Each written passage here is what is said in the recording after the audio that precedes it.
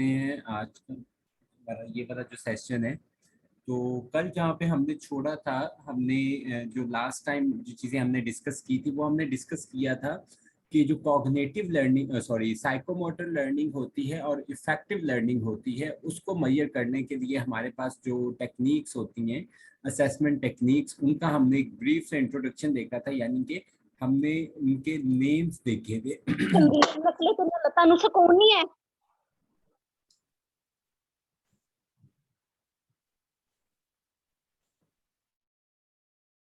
हमने उनके नेम्स देखे थे और वो नेम्स ये थे। हमने observation, self reports, rating scales, portfolio, anecdotal record, checklist, peer appraisal वगैरह, ये सारे की सारी जो टेक्निक्स हैं या जो स्ट्रेटजीज हैं, ये जब हम बच्चे की जो लर्निंग के दो एस्पेक्ट हैं, अफेक्टिव एस्पेक्ट है और साइकोमोटर इफेक्ट है, यानी कि बिहेवियरल लर्निंग जो होती है और जो उसकी जो स्किल ओरिएंटेशन होती है, इनको मेजर करने के लिए हम ये टेक्निक्स यूज करते हैं।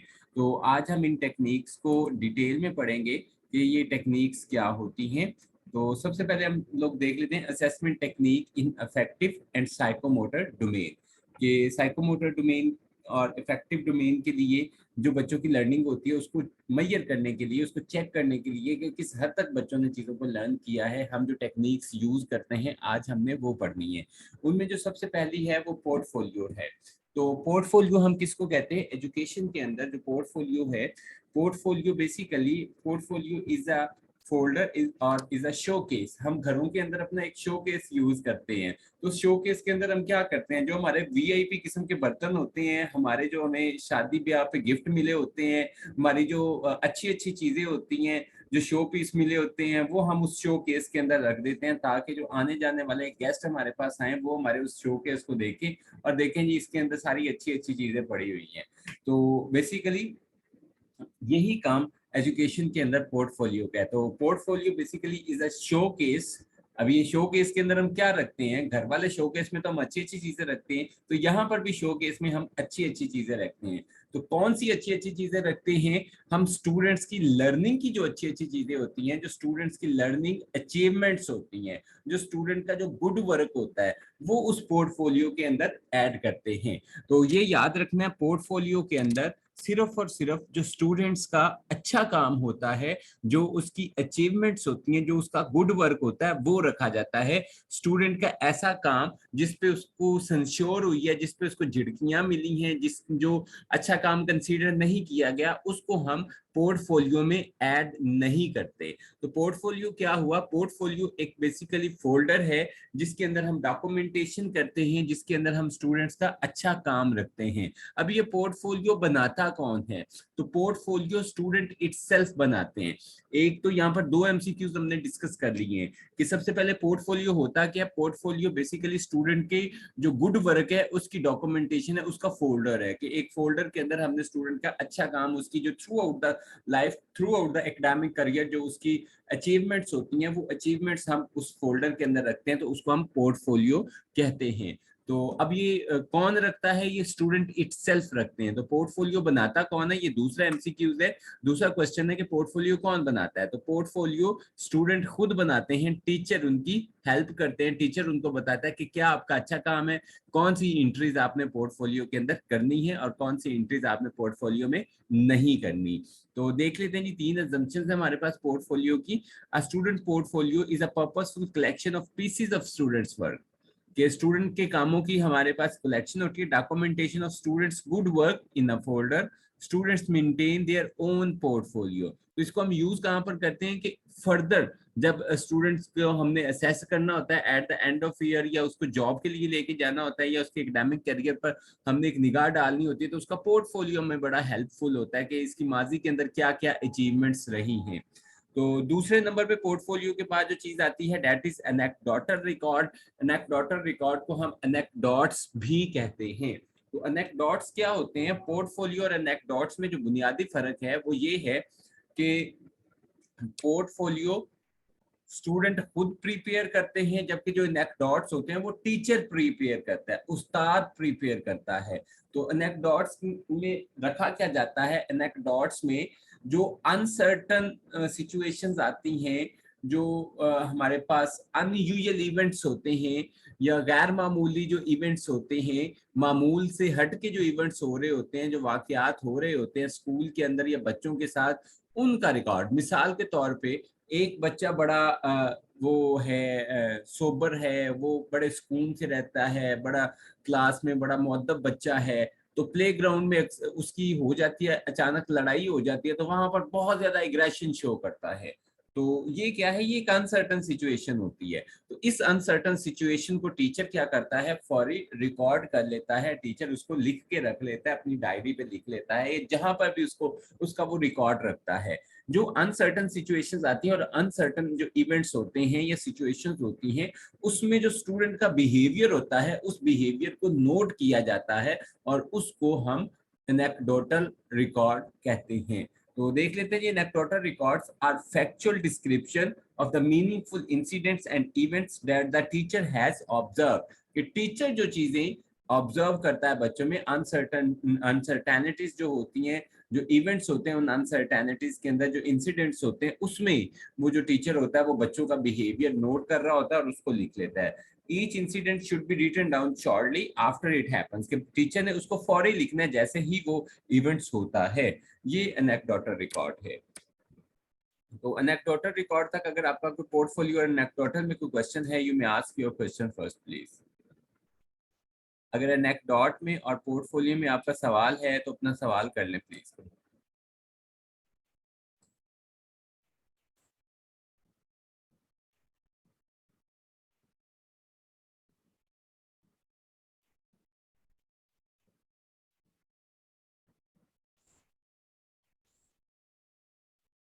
ओके जी, हम लोग नेक्स्ट चलते हैं। नेक्स्ट हमारे पास है ऑब्जर्वेशन।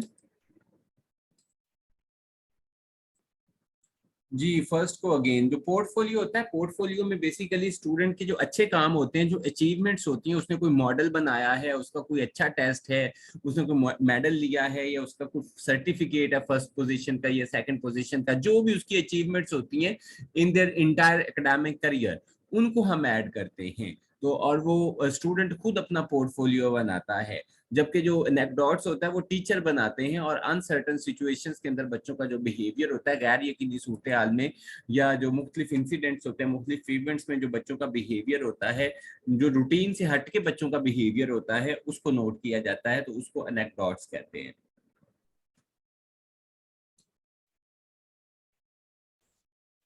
नेक्स्ट हमारे पास आ गया जी ऑब्जर्वेशन आ गया। ऑब्जर्वेशन दो हमारे पास है जी, पार्टिसिपेंट ऑब्जर्वेशन है और एक नॉन पार्टिसिपेंट ऑब्जर्वेशन है। पार्टिसिपेंट ऑब्जर्वेशन है कि जब आपने किसी इवेंट को, किसी एक्टिविटी को ऑब्जर्व करना है, तो आप उसका खुद हिस्सा बने, आप उस एक्टिविटी का खुद हिस्सा बने और उसको ऑब्जर्व करें। आपने वो एक बड़ी मशहूर मूवी थी इंडिया की, कौन सी मूवी थी वो, मैं हूं ना, शाहरुख खान की, उसमें वो क्या करता है, वो उस स्कूल के अंदर एडमिशन ले लेता है जहाँ पे उसने उस लड़की को प्रोटेक्ट करना होता है। तो वो क्या होता है जी, उस सेटिंग का जब आप खुद हिस्सा बन जाते हैं, that is called participant observation. कि आप जो एक्टिविटी, जिस एक्टिविटी को आपने ऑब्जर्व करना है, बच्चों को ऑब्जर्व करना है, आप उसी क्लास का हिस्सा बन जाते हैं, उसी ग्रुप का हिस्सा बन जाते हैं। तो नॉन पार्टिसिपेंट ऑब्जर्वेशन क्या होती है कि आप उस एक्टिविटी का हिस्सा नहीं बनते, बल्कि दूर रह के उस एक्टिविटी को आप ऑब्जर्व कर रहे होते हैं। नेक्स्ट हमारे पास आ गई जी कंट्रोल्ड ऑब्जर्वेशन और अनकंट्रोल्ड ऑब्जर्वेशन। कंट्रोल्ड ऑब्जर्वेशन की जो एग्जांपल है वो ये है कि जब हम छोटे होते थे तो स्कूल में हमें एक दिन पहले जो टीचर होते थे वो कह देते थे कि कल सब लोगों ने तैयार श्यार होके आना, तेल शेल लगा के, कंघी शंगी करके, अच्छे जूते पहन के, साफ जूतों को पॉलिश करके, साफ सुथरे होके आके बैठना है। और सुबह जब हम आते थे, अच्छे अच्छे जो लाइक लाइक बच्चे होते थे उनको टीचर आगे बिठा देते थे और हमें पीछे बैक बेंचेस पे बिठा देते थे। होता क्या था, उनको पता होता था कि आज डीओ आ रहा है, आज सीओ आ रहा है, आज फलां बंदा विजिट पे आ रहा है, आज फलां बंदा विजिट पे आ रहा है। तो ये क्या हो जाती थी, ये कंट्रोल्ड ऑब्जर्वेशन है कि जब आप सेटिंग्स को मैनिपुलेट करके ऑब्जर्व करते हैं, that is called controlled observation. जब जो ऑब्जर्वर होता है वो सेटिंग्स को मैनिपुलेट करता है, अपने हिसाब से उसको डिजाइन करता है, आर्टिफिशियल सेटिंग्स बना लेता है, that is called controlled observation. उसके बाद अनकंट्रोल्ड ऑब्जर्वेशन होती है कि जब बगैर पूछे विजिट हो जाता था। तो जैसे बच्चे बैठे हुए हैं, किसी ने जूता पहना हुआ है, किसी के बटन बंद हुए हैं या नहीं बंद हुए हुए, किसी की कंघी हुई हुई है नहीं हुई हुई, तो ये क्या होती थी, ये अनकंट्रोल्ड ऑब्जर्वेशन होती थी कि जब जो ऑब्जर्वर होता है जो एक्चुअल सिचुएशन होती है उसको वैसे ही रहने देता है, उसके अंदर मैनिपुलेशन नहीं करता, उसको आर्टिफिशियल सेटिंग्स की तरफ नहीं लेके जाता, तो उस वक्त जो ऑब्जर्वेशन हो रही होती है इसको हम अनकंट्रोल्ड ऑब्जर्वेशन या नेचुरल ऑब्जर्वेशन कहते हैं।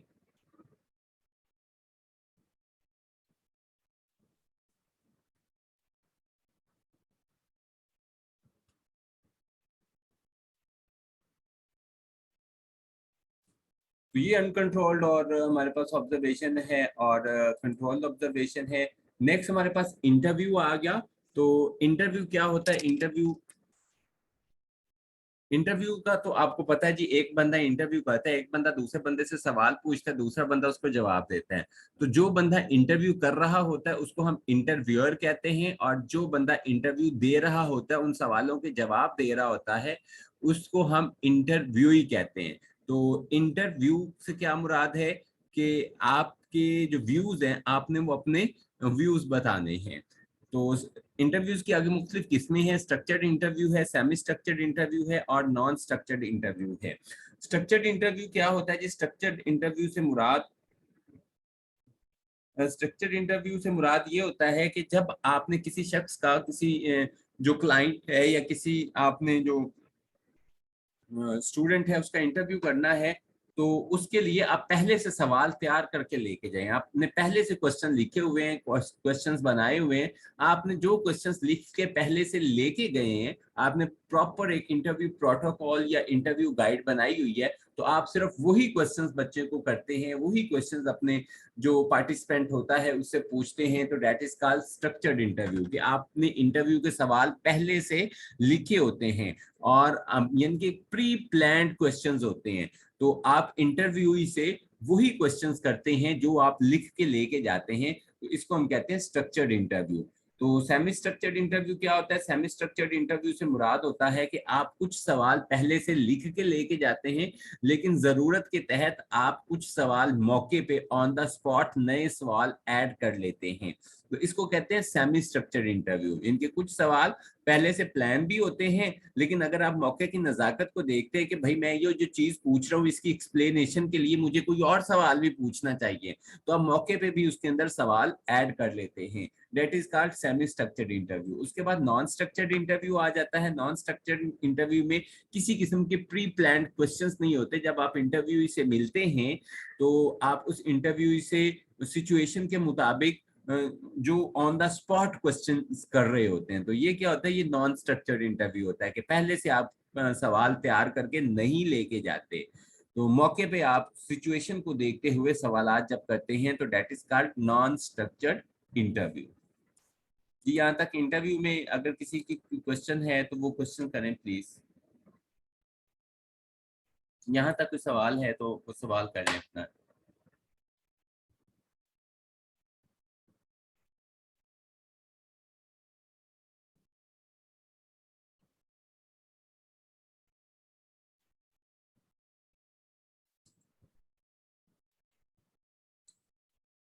सर एक दफ़ा सेमी स्ट्रक्चर और नॉन स्ट्रक्चर का बेसिक डिफरेंस बता दें, मुझे कंफ्यूजन हो रही है दोनों में, क्योंकि उसमें भी क्लैरिफिकेशन ऑफ फिनोमेना पे हम मतलब सवाल बनाते हैं सेमी स्ट्रक्चर में, नॉन स्ट्रक्चर में भी सिचुएशन के मुताबिक क्वेश्चन पूछते हैं। मैडम किन दोनों के अंदर कंफ्यूजन हो रही है? सेमी स्ट्रक्चर्ड और नॉन स्ट्रक्चर्ड इंटरव्यू। हाँ, सेमी स्ट्रक्चर, मैं दोबारा तीनों को रिपीट कर देता हूँ। स्ट्रक्चर्ड इंटरव्यू में आप टोटल के टोटल क्वेश्चन जो आपने इंटरव्यू से पूछने होते हैं पहले से प्री प्लान्ड होते हैं, पहले से लिख के लेके जाते हैं, भाई मैंने सिर्फ ये सवाल करने हैं, और आप इंटरव्यू से सिर्फ वही सवाल पूछते हैं, ना एक सवाल कम ना एक सवाल ज्यादा।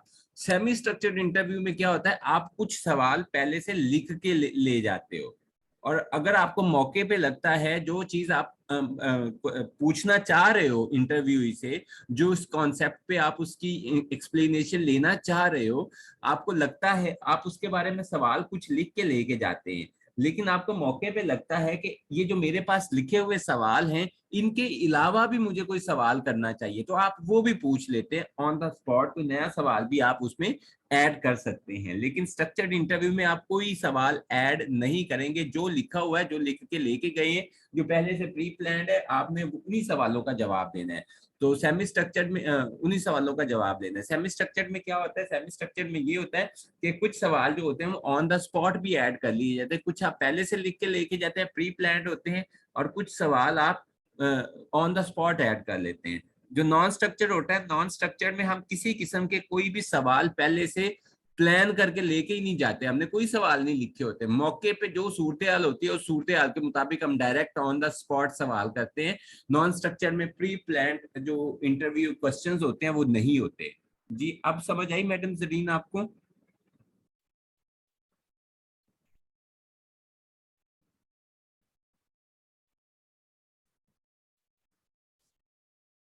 Is it clear now?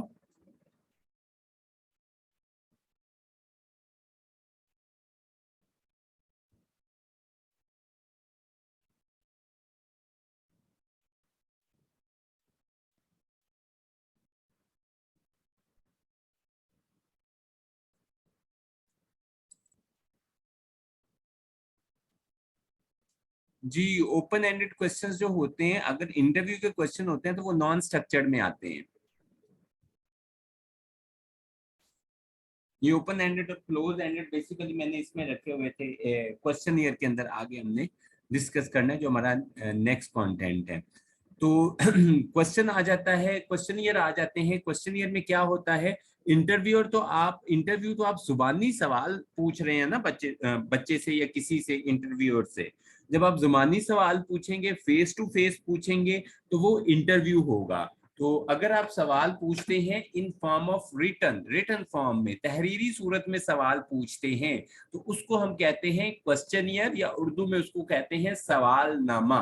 तो ये जो क्वेश्चनियर होता है, क्वेश्चनियर आपका अमूमन ये तहरीरी होता है, और जो इंटरव्यू होता है वो जुबानी होता है। तो क्वेश्चनियर क्या होता है जी, तहरीरी होता है। देख, a questionnaire is a set of questions that aim to collect information from a respondent. These typically are a mix of close-ended questions and open-ended questions। के जो क्वेश्चनियर होता है वो दो तरह के सवाल हो सकते हैं, क्लोज-एंडेड क्वेश्चंस भी हो सकते हैं और ओपन-एंडेड क्वेश्चंस भी हो सकते हैं। तो क्लोज एंडेड में आपको बाउंड किया जाता है, जिस तरह कल हमने रिस्ट्रिक्टेड रिस्पॉन्स में पढ़ा था, और ओपन एंडेड क्वेश्चंस में आप अपने फुल फ्रीडम से मुकम्मल जवाब देते हो, तब तक आप जवाब देते रहते हो जब तक आपको लगता नहीं है कि आप मुझे बस कर देनी चाहिए। तो long form questions after the ability for the respondent to elaborate on their thoughts, ये ओपन एंडेड क्वेश्चंस होते हैं। Questionnaires were developed in 1838 by statistical society of London. Statistical society of London ने 1838 के अंदर क्वेश्चनियर मुतारिफ करवाए थे, सवालनामे, तहरीरी सवालनामे मुतारिफ करवाए थे। तो नेक्स्ट जो हमारे पास आ जाता है that is rating scale. Rating scale क्या होते हैं जी? रेटिंग स्केल हमारे पास इसकी जो मुख्तलिफ किस्में होती हैं रेटिंग स्केल्स की, वो रेटिंग स्केल्स की हम किस्में देख लेते हैं। हमारे पास डिस्क्रिप्टिव रेटिंग स्केल होते हैं, ग्राफिक रेटिंग स्केल होते हैं, न्यूमेरिकल रेटिंग स्केल होते हैं, और कंपैरेटिव रेटिंग स्केल होते हैं। तो सबसे पहले हम लोग ग्राफिक रेटिंग स्केल देख लेते हैं। ग्राफिक रेटिंग स्केल में हमारे पास क्या दिया होता है, डिफरेंट स्टैंडर्ड्स दिए होते हैं। उन स्टैंडर्ड्स में से हमने एक स्टैंडर्ड सिलेक्ट करना होता है। नीचे आपके पास एग्जांपल दी हुई है, express the level of satisfaction after using our products. ये एक कंपनी है, वो रेटिंग स्केल से अपनी कंपनी के बारे में, अपनी प्रोडक्ट के बारे में फीडबैक ले रही है, तो इसमें स्टैंडर्ड्स दिए होते हैं। ग्राफिक रेटिंग स्केल में याद रखना, ग्राफिक रेटिंग स्केल्स में हमेशा स्टैंडर्ड्स दिए होते हैं, और आपने क्या करूंगा? उन स्टैंडर्ड्स में से एक स्टैंडर्ड, देखो चीता में अगर हरी मिर्च मिर्ची मिल रही है तो ले लो। आपने उन स्टैंडर्ड्स में से एक स्टैंडर्ड सिलेक्ट करना है। तो इसमें देख लें जी, उन्होंने 5 स्टैंडर्ड दिए हुए, हाईली डिससेटिस्फाइड है, डिससेटिस्फाइड है, न्यूट्रल है, सेटिस्फाइड है, हाईली सेटिस्फाइड है। तो ग्राफिक रेटिंग स्केल के अंदर आपने इनमें से एक स्टैंडर्ड सिलेक्ट करना है। ये होता है जी हमारे पास ग्राफिक रेटिंग स्केल। तो रेटिंग स्केल्स को बेसिकली कहा क्या जाता है, रेटिंग स्केल्स जो होते हैं कि आपने किसी भी फिनोमेना के बारे में अब एक रेटिंग देनी है, सिंगल रेटिंग देनी है, तो इसको हम रेटिंग स्केल कहते हैं। रेटिंग स्केल की जो पहली किस्म हमने पढ़ी है वो ग्राफिक रेटिंग स्केल है। इसके अंदर ग्राफिक रेटिंग स्केल में क्या होता है जी, डिफरेंट स्टैंडर्ड्स दिए होते हैं, आपने उनमें से एक स्टैंडर्ड सिलेक्ट करना है। जो नेक्स्ट हमारे पास है, नेक्स्ट है हमारे पास numerical rating scale. Numerical rating scale में नंबर्स दिए होते हैं, दो स्टैंडर्ड्स होते हैं, एक लोएस्ट लेवल होता है स्टैंडर्ड्स का और एक हाईएस्ट लेवल होता है स्टैंडर्ड्स का। उनके दरमियान कुछ नंबर्स होते हैं, तो आपने नंबर सिलेक्ट करना है। आप कौन सा नंबर सिलेक्ट करेंगे, आपके सामने नजर आ रही है जी, how satisfied are you with our products. तो आपने 1 से लेके 5 तक रेट करना है। तो 1 से मुराद है टोटली सेटिस्फाइड और टोटली डिससेटिस्फाइड मुराद है 5 से। आपने इनमें से एक सिलेक्ट करना है, 4, 3, 2, 1 या 5। ये जब नंबर्स की सूरत में, स्टैंडर्ड्स को नंबर्स की सूरत में इंटरप्रेट किया होगा तो वो न्यूमेरिकल रेटिंग स्केल होगा। अगर स्टैंडर्ड्स को same as it is standards ही लिखा जाएगा, जिस तरह पीछे वाला था, highly dissatisfied, dissatisfied, neutral, satisfied या हाईली डिससेटिस्फाइड, इसको हम कहेंगे ग्राफिक रेटिंग स्केल। अगर ये जो हमारे डिफरेंट स्टैंडर्ड्स है उनके हमने रिप्रेजेंटेटिव नंबर्स बना दिए हैं, जिनके हर रेट जो स्टैंडर्ड हमारा है उस स्टैंडर्ड के अगेंस्ट हमने एक नंबर की वैल्यू स्पेसिफाई कर दी है, तो इसको हम क्या कहेंगे, न्यूमेरिक हम रेटिंग स्केल कहेंगे। न्यूमेरिक रेटिंग स्केल के बाद हमारे पास जो आ जाता है वो डिस्क्रिप्टिव रेटिंग स्केल आ जाता है। डिस्क्रिप्टिव रेटिंग स्केल में हमारे पास जो आते हैं वो आ जाता है जी ABCDEF, यानी कि जो बयानिया रेटिंग स्केल होते हैं। वेरी गुड है, एक्सीलेंट है, गुड है, एवरेज है, बिलो एवरेज है या पुअर है। तो ये हमारे पास क्या आ जाते हैं, ये डिस्क्रिप्टिव स्केल्स होते हैं। अमूमन इसको हम ABCDE से मेंशन करते हैं। अब डिस्क्रिप्टिव रेटिंग स्केल और ग्राफिक रेटिंग स्केल को आपने मिक्सअप नहीं कर लेना। तो चूंकि मैंने यहाँ पे एक्सीलेंट दिया है, एक्सीलेंट को हम A कर देते हैं, गुड को हम B कर देते हैं, एवरेज को C कर देते हैं, इसी तरह हम बिलो एवरेज को D कर देते हैं और पुअर को हम E कर देते हैं। तो ABCDE की फॉर्म में जब हमारे पास रेटिंग स्केल होंगे, that is called descriptive rating scale. और उसके बाद हमारे पास कंपैरेटिव रेटिंग स्केल आता है। कंपैरेटिव रेटिंग स्केल में क्या होता है जी, कंपैरेटिव रेटिंग स्केल में हम कैटेगरीज बना लेते हैं। तो मिसाल के तौर पे एक बंदे को जो हो रही है वो हो रही है कोई डिसीज है या उसको पेन हो, चलें कल ये कर लेते हैं, एक बंदे को पेन हो रही है तो हम बना लेते हैं उसकी 3 कैटेगरीज बना लेते हैं, माइनर पेन की बना लेते हैं, या हम 4 कैटेगरीज चलें बना लेते हैं। हम नो पेन की कैटेगरी एक बना लेते हैं, एक माइनर पेन की कैटेगरी बना लेते हैं, एक मॉडरेशन पेन की कैटेगरी बना लेते हैं और एक स्वेयर पेन की कैटेगरी बना लेते हैं। तो ये 4 हमने कैटेगरीज बना ली, नो पेन की, माइनर पेन की, जो मॉडरेशन है, मॉडरेट पेन की है और स्वेयर पेन की। इनमें से कंपैरेटिवली बंदे ने एक कैटेगरी सिलेक्ट करनी है। जब कैटेगरीज की सूरत में हम सिलेक्ट करते हैं तो that is called comparative rating scale. As the name suggest, experts responds to answer a particular question in terms of comparison, कि उसने दूसरी जो कैटेगरीज है उनके कंपैरिजन में कोई एक कैटेगरी, यानी कि अब यहाँ पे देखिए हमने नो पेन की एक कैटेगरी बनाई, हमने दूसरी कैटेगरी बनाई जो लो पेन की या माइनर पेन की बनाई, तीसरी हमने बनाई मॉडरेट की, चौथी बनाई हमने स्वेयर पेन की। अब इन चारों के मुकाबले में चारों में से एक सिलेक्ट करनी है, यानी कि स्वेयर पेन, मॉडरेट पेन और नो पेन के मुकाबले में हम क्या कर रहे हैं, माइनर पेन सिलेक्ट कर रहे हैं। कंपैरेटिवली हम कंपैरिजन करके, हाँ जी कौन सी पेन हमें हो रही है, माइनर हो रही है, स्वेयर हो रही है या मॉडरेट हो रही है। तो जब आप कैटेगरीज में से सिलेक्ट करते हैं स्टैंडर्ड्स को, that is comparative rating scale. जी यहाँ तक जो रेटिंग स्केल्स है, रेटिंग स्केल्स तक अगर आपका कोई क्वेश्चन है, you may ask your question first, then हम लोग आगे चलेंगे चेकलिस्ट की तरफ। अस्सलाम वालेकुम सर। जी वालेकुम सलाम, अ बिट लाउड प्लीज। जी सर, ये क्वेश्चन है कि जो ग्राफिक रेटिंग स्केल है इसमें भी हमने अपनी स्लाइड पे देखे, यहाँ पे एक नंबर लिखे हुए हैं 1 से 3 तक या 1 से 5 तक।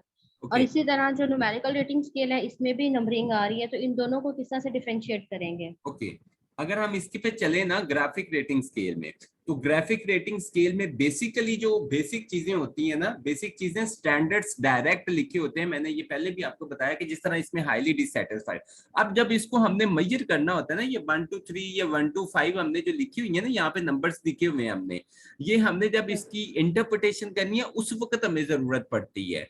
तो यानी कि जब हमने SPSS में या स्टैटिस्टिकली इसको मेजर करना होता है डाटा को, फिर हम स्टैटिस्टिकली जब मेजर करेंगे फिर हमें नंबर्स की ही जरूरत पड़ेगी, तो फिर हम इनकी कोडिंग करेंगे। वो 1 हो सकता है, 3 हो सकता है, यानी कि वो क्या हो सकते हैं यहाँ पर 5 भी हो सकते हैं स्टैंडर्ड्स, 3 भी स्टैंडर्ड्स हो सकते हैं, 7 स्टैंडर्ड्स भी हो सकते हैं, 8 स्टैंडर्ड्स भी हो सकते हैं। तो आपने जो एक फिनोमेना है उसको कितने स्टैंडर्ड्स में डिवाइड किया हुआ है, यहाँ पे ये 1 to 3 या 1 to 5 ये बता रहा है कि स्केल ऑफ 1 to 3 या स्केल ऑफ 1 to 5। और फिर जिस स्टैंडर्ड्स में आपने जितने स्टैंडर्ड्स में डिवाइड किया हुआ है, फॉर एग्जांपल आप 3 स्टैंडर्ड्स वाला रेटिंग स्केल बना लेते हैं, जिसमें हाईली डिससैटिस्फाइड, जिसमें डिससैटिस्फाइड होता है, न्यूट्रल होता है और सैटिस्फाइड होता है।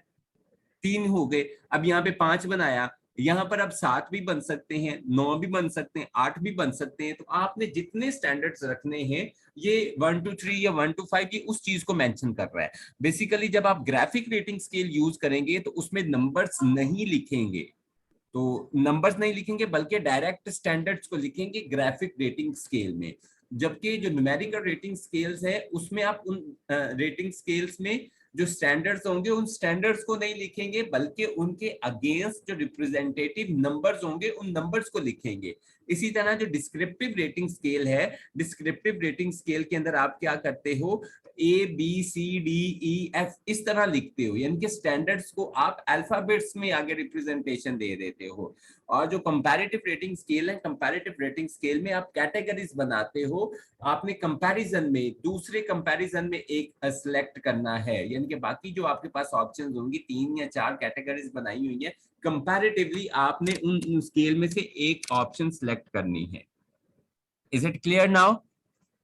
Yes sir, thank you. Okay जी, चलें नेक्स्ट, या किसी और का कोई सवाल है रेटिंग स्केल के बारे में?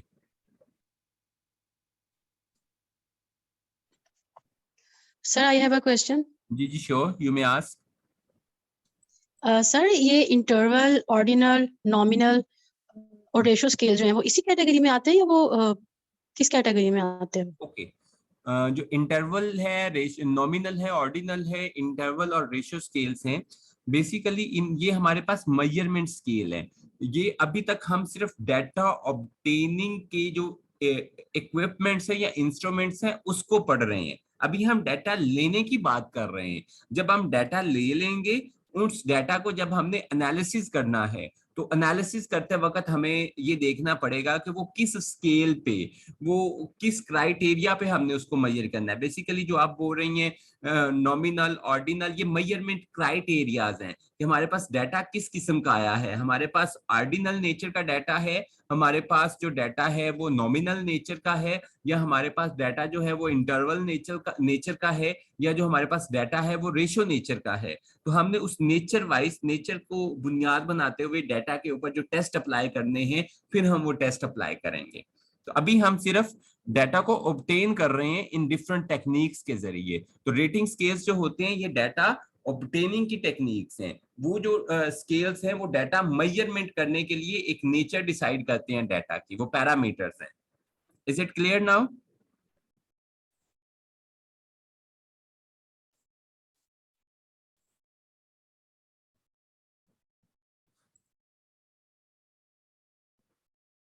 ओके जी, नेक्स्ट हमारे पास आ गई चेकलिस्ट आ गई। तो चेकलिस्ट में हम क्या कर लेते हैं, एक लिस्ट बना लेते हैं और उस लिस्ट के अंदर हमने जो चीजें हमारी रिक्वायर्ड होती हैं वो सारी लिख लेती हैं।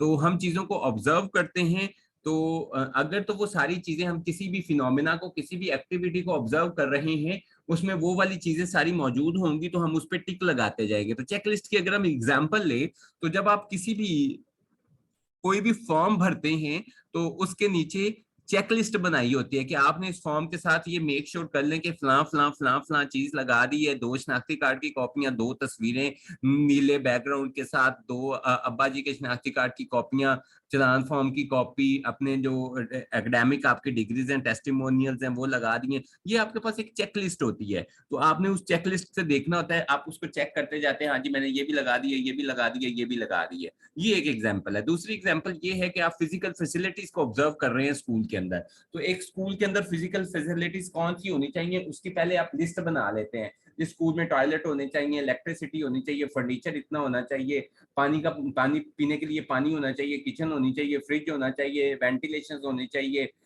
हर कमरे में इतने फैन होने चाहिए, इतनी लाइट्स होनी चाहिए, प्लेग्राउंड होना चाहिए। तो खैर आपने फिजिकल फैसिलिटीज की एक प्रॉपर लिस्ट बना ली और फिर आप क्या करते जा रहे हैं, उस लिस्ट के अकॉर्डिंग आप चेक करते, चीजों को ऑब्जर्व करते जा रहे हैं, जो चीजें होती हैं उस पर टिक लगाई जा रहे हैं, उस पर चेक लगाई जा रहे हैं, और जो चीजें नहीं होती उस पर आप क्रॉस लगाई जा रहे होते हैं। तो ऑलरेडी आप सबसे पहले क्या करते हो, एक लिस्ट बना लेते हो और फिर आप चीजों को ऑब्जर्व करते हो कि उस लिस्ट के अकॉर्डिंग आपके पास अवेलेबिलिटी किन किन चीजों की है और किन चीजों की अवेलेबिलिटी नहीं है। जिन चीजों की अवेलेबिलिटी होती है आप उस पर टिक लगा लेते हो, उस पर चेक लगा लेते हो, और जिन चीजों की अवेलेबिलिटी नहीं होती आप उस पर क्रॉस कर देते हो। ये आपके पास चेकलिस्ट है। और ये सबसे जो इम्पोर्टेंट होता है, अमूमन जो हमारी लैब्स वगैरह होती हैं, लैब्स में हमारी रिकॉर्ड कीपिंग के लिए जो इन्वेंटरीज बनाई जाती हैं वो चेकलिस्ट टाइप ही होती हैं।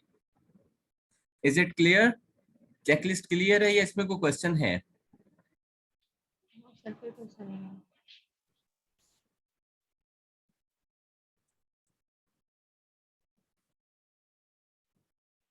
जी चेकलिस्ट में कोई क्वेश्चन है?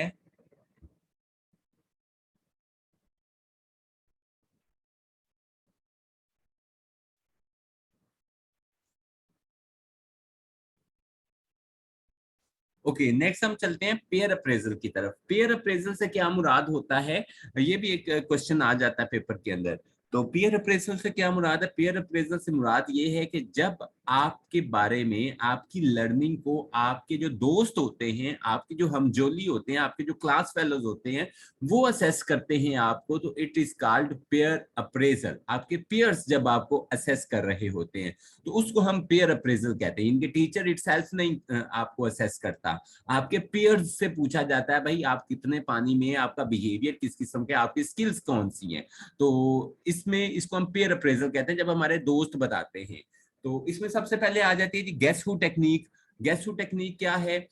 तो इसकी हम मिसाल देते हैं कि जो टीचर है वो क्लास में जाता है और पूछता है जी क्लास में सबसे अच्छा क्रिकेटर कौन है। तो सारे बच्चे मिलके बताते हैं जी जो हमजा है वो सबसे अच्छा बैटर है, सबसे अच्छा क्रिकेटर है। इसी तरह टीचर क्लास में जाके पूछते हैं सबसे इंटेलिजेंट बच्चा कौन है, सारे बच्चे मिलके बताते हैं जी जो है अली है वो सबसे इंटेलिजेंट बच्चा है। तो ये क्या होता है, ये बच्चे बता रहे हैं। तो ये देखिए in this technique each student is presented with a series of belief behavior descriptions and ask the name those students who best fit in each description. आगे उसकी मिसाल दी हुई है, द डिस्क्रिप्शन में बी एक्सप्लेन्ड अ पॉजिटिव और negative behaviour. आप ये भी पूछ सकते हैं क्लास में कि सबसे शरारती बच्चा कौन सा है, तो बच्चे फिर भी बताएंगे कि ये बच्चा सबसे शरारती है। तो क्वेश्चंस की यहाँ पे किस्म दी हुई है, here is someone who is always friendly. ये एक सवाल टीचर ने पूछा, तो टीचर कैसे इसको अनाउंस करेगा? टीचर कहेगा here is someone who is always friendly, guess who. Teacher end पे प्रोनाउंस करेगा गेस हु, गेस करें कौन है जो क्लास में जो सबसे ज्यादा फ्रेंडली है। या here is someone who is never friendly, guess who. बच्चे उसका जवाब देंगे उस सवाल का जो टीचर पूछेगा। इसको कहते हैं गेस हु टेक्निक।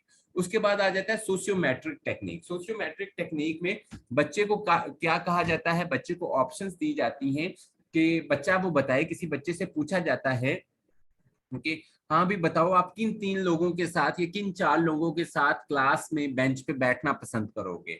बच्चा उन 4 लोगों के नाम लिख के दे देता है। बच्चे से मिसाल के तौर पे पूछ लिया जाता है कि हाँ भी बताओ आप किन लोगों के साथ ग्रुप स्टडी करना पसंद करोगे। बच्चा उन 4 लोगों के नाम लिख के दे देता है। बच्चे से पूछा जाता है हाँ भी बताओ आप किन लोगों के साथ कैंटीन में लंच करना चाहोगे। बच्चा उन 4 लोगों के नाम लिख के दे देता है। बच्चे से पूछा जाता है हाँ भी बताओ आप किन 4 लोगों के साथ खेलना पसंद करोगे। बच्चा उसके बारे में बता देता है। अब उसके जो जिन 4 लोगों के वो नाम लिख के दे रहा है उनके एट्रीब्यूट्स, उनकी पर्सनैलिटी ट्रेट्स को देखते हुए हम उस बच्चे के बारे में भी अंदाजा लगा लेते हैं भाई इसने किस किस्म के बच्चों को सिलेक्ट किया। इसने पढ़ने के लिए पढ़ने वाले बच्चों को सिलेक्ट किया है या जो ना पढ़ने वाले बच्चे हैं उनको सिलेक्ट किया है, या किन के साथ ज्यादा कंफर्टेबल फील करता है। तो जारी बात है जो उसकी पर्सनल, जो उसकी साइकी के साथ ज्यादा, जिनके साथ उसकी केमिस्ट्री मैच हो रही है वो उन्हीं बच्चों को सिलेक्ट करेगा। तो इसको कहते हैं सोशियोमेट्रिक टेक्निक। तो सोशियोमेट्रिक टेक्निक में वो क्या होता है जी, ये आपके पास एग्जांपल है, I would choose to sit near these children. यहाँ पे 3 बच्चों के वो नाम लिख देता है, I would choose to play with these children. तो बच्चा उन 3 लोगों के नाम लिख देता है जिससे उस बच्चे की, जिससे हम पूछ रहे हैं उसकी पर्सनालिटी ट्रेट्स का भी हमें पता चल सकता है आसानी से। ये है जी हमारे पास सेल्फ अप्रेजल की टेक्निक। यहाँ तक अगर आपका कोई क्वेश्चन है तो वो पूछे। नेक्स्ट हमारे पास पर्सनैलिटी मेजरमेंट आ गया। पर्सनैलिटी मेजरमेंट में प्रोजेक्टिव टेक्निक है। We have already discuss about projective technique. Psychology के अंदर हमने पढ़ा था कि प्रोजेक्टिव टेक्निक क्या होती है। ये मेरा ख्याल इसको हमने मोटिवेशन वाले में ये किस में पढ़ा है, तो चलें जिसमें भी पढ़ा है हम रिसेंटली हमने पढ़ा प्रोजेक्टिव टेक्निक। पर्सनालिटी को मेजर करने के लिए जो हम टेक्निक्स यूज करते हैं उसको हम प्रोजेक्टिव टेक्निक कहते हैं। प्रोजेक्टिव टेक्निक में इंकलॉट-रोशे टेस्ट होता है। इंकलॉट-रोशे टेस्ट ये होता है, यही एग्जांपल हमने उस दिन भी ली थी। और थीमेटिक एप्रिसिएशन टेस्ट होता है। थीमेटिक एप्रिसिएशन में हम 30 कार्ड्स दिखाते हैं बच्चे को। हर कार्ड पे एक तस्वीर बनी होती है और हर स्टोरी हम क्या हर तस्वीर दिखा के उसको कहते हैं जी इस पे आप एक स्टोरी बयान करें, इस पे बयान करें जी ये तस्वीर क्या चीज एक्सप्लेन कर रही है, और एक ब्लैंक कार्ड होता है। तो ये थीमेटिक एप्रिसिएशन टेस्ट होता है। यहाँ तक अगर आपका कोई क्वेश्चन है, you may ask your question please.